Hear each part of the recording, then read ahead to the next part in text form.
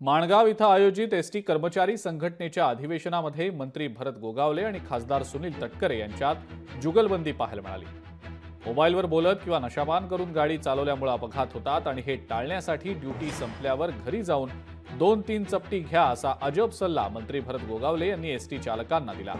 मोबाईलवर बोलताना गाडी बाजूला उभी करा, मोबाईलवर बोलणं पूर्ण करा आणि मग पुढे जा असंही त्यांनी सुचवलं। मात्र राष्ट्रवादी काँग्रेसचे प्रदेशाध्यक्ष आणि खासदार सुनील तटकरेंनी असा सल्ला देऊ नका अशी विनंती भरत गोगावलेंना केली। व्यसनापेक्षा निर्व्यसनीपणातनं समाजाची सेवा अत्यंत चांगल्या पद्धतीनं करता येऊ शकते असं यावेळेला तटकरे म्हणाले। जे काही मोबाईल फोनवरती बोलून अपघात होतात त्यांनी टाळायला पाहिजे असं मला वाटतंय।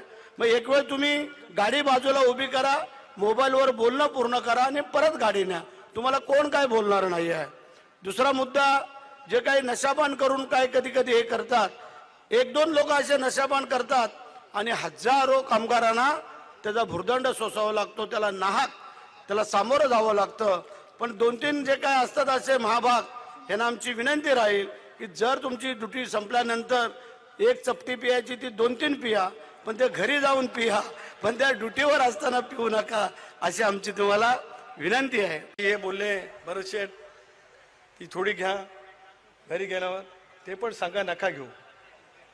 तो निकोपपणाने काम करणारा माणूस ज्या पद्धतीने काम करतो, त्याची सेवा त्याच पद्धतीने मिळाली तर त्यांच्यावरचा विश्वास अधिक मोठ्या प्रमाणावर वाढू शकतो।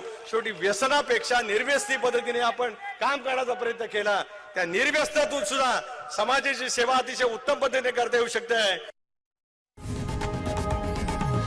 लोकशाही मराठी ऐका, पहा, जागरूक रहा।